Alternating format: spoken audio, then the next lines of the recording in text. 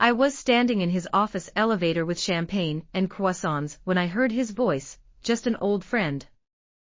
Nothing serious. That's when I realized, 3 years together meant nothing to him. But when I turned around and saw who was standing next to him, my blood boiled. What I did next didn't just cost him me, it cost him everything he'd betrayed me for. But let's start from the beginning. I really thought I knew Jake better than anyone. 3 years. 3 years of believing his words, his promises, his dreams about our future. We used to laugh at those cheesy rom-coms where people betray each other for career advancement. So unrealistic, he'd say, kissing the top of my head. Turns out, it was realistic after all. Jake worked at Technova, one of those companies where people kill themselves for the title of rising star. And he was obsessed. So obsessed that I started living on his schedule, canceling my plans, cooking dinner at 2 a.m., listening to endless monologues about growth strategies. I believed this was our joint investment in the future. Then came that day. The day of his big presentation for the VP. I knew how nervous he was. So I decided to do something sweet, bought champagne even though I hate plastic bubbly, and his favorite almond croissants from that bakery 30 minutes away. He'll be so happy, I thought, stepping into the office elevator. The doors opened and time stopped. Jake stood in the lobby but not alone. Next to him was her, Emily Carter, the CEO's daughter. Flawless like a Vogue business spread, ice blue eyes, perfect bun, a suit that cost half my monthly salary. But the worst part was his face. Not joy. Not surprise. Panic. Raw, animal terror, like I'd shown up holding a bloody knife instead of pastries. What are you doing here? His voice hit like a slap. We agreed, no surprises at work. I didn't get to respond. Because he turned to Emily and dropped the line that would scar me forever, don't mind her. Just an old friend. Nothing serious. Old friend. 3 years. Our shared apartment. His tears at my mother's funeral. My money that saved him from getting fired last year. All of it, nothing serious. I clenched the bag until the croissants crunched. Something detonated inside me, first burning shame she's laughing at me right now, then a tsunami of rage how dare he. But mostly emptiness. Because in that moment, I understood, Jake didn't just choose his career. He erased me. Like a pencil note in his life's margins. And that hurt worse than the betrayal itself. I don't remember getting home. Just the Uber driver asking for my address 3 times before I could choke out the words. My apartment lights felt like accusations. 3 wine bottles. 5 episodes of some show. Angry, pathetic texts I kept typing and deleting. Morning found me on the bathroom floor, mascara smeared to my temples, phone gripped in shaking hands. Check his socials, my friend's advice looped in my head like an annoying ringtone. I didn't want to look. Didn't want to see. But my fingers typed his name anyway. And there it was.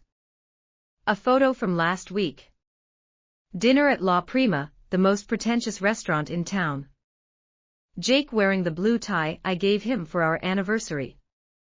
And Emily with that trademark smirk, like she knew some dirty secret.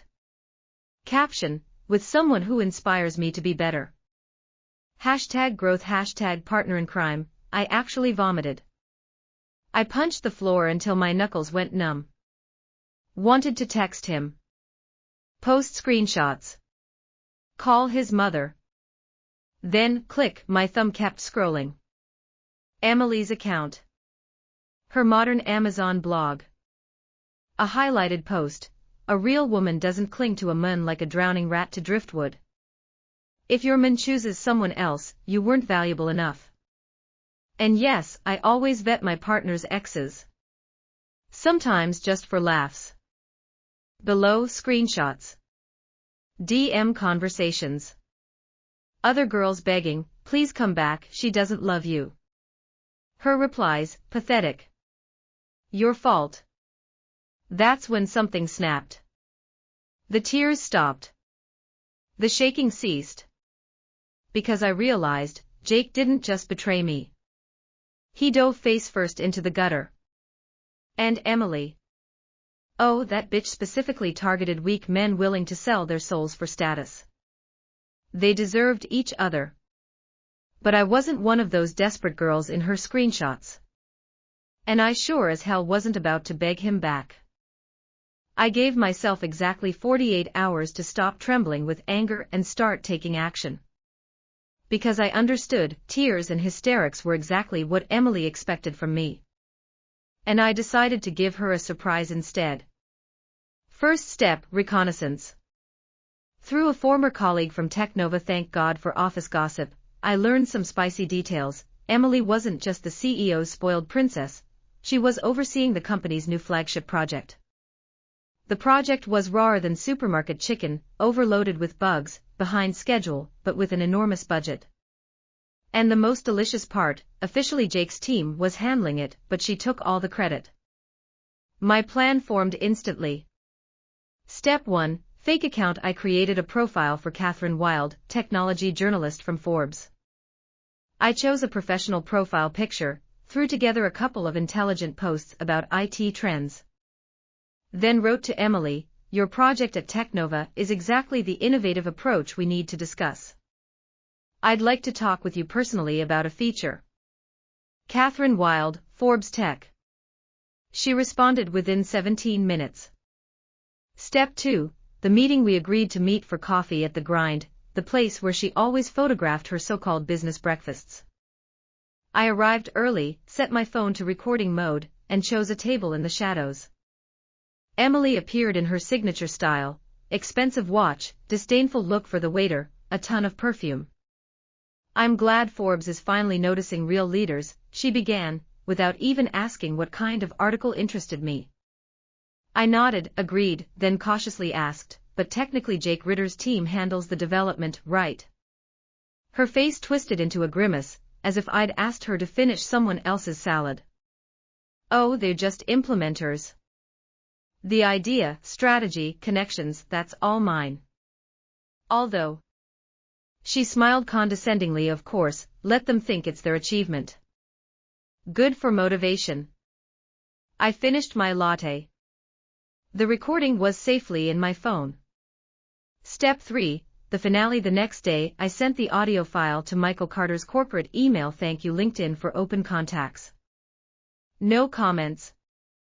Just a label, for the CEO's ears only. 3 days later, Jake was removed from the project. Emily suddenly flew off on a creative leave. The company conducted unscheduled audits. Meanwhile, I sat at home, drank wine, and watched as Jake mass deleted posts with the hashtag career goals. Revenge is a dish that truly is best served cold. He showed up after a month. No call, no warning, just appeared at my door wearing that same coat I'd picked out for him 2 years ago. We need to talk. Jake's voice sounded hoarse, like he hadn't slept in weeks. I let him in. Not because I hoped for anything, just wanted to see it for myself. He talked for a long time. Mistakes. Regrets. I was blind. She used me. I lost everything. I listened while sipping peppermint tea. He always hated peppermint tea, thinking about how strange it was, how easily empires built on betrayal can crumble. When he finished, I set my cup down. The clink of porcelain sounded like a period at the end of our story. Now you know what it feels like when someone shatters your dreams, I said calmly. No gloating. No tears. His face twisted in pain, and in that moment, I realized, it didn't hurt anymore. I walked him to the elevator. Didn't slam the door. Didn't throw insults. Just let go. 1 year later, my startup secured its first round of funding. I leased an office with a perfect view of that very Technova building, life's little irony. Sometimes when scrolling LinkedIn, I stumble across his profile, exploring new opportunities, open to offers. Emily, by the way, married some venture capitalist and now runs a blog called Balancing Family and Business. But that's not my story anymore. My story now smells like fresh paint in my office, investor meetings, and that peculiar lightness you feel when you finally understand. The sweetest revenge isn't destroying someone else's life. It's building your own.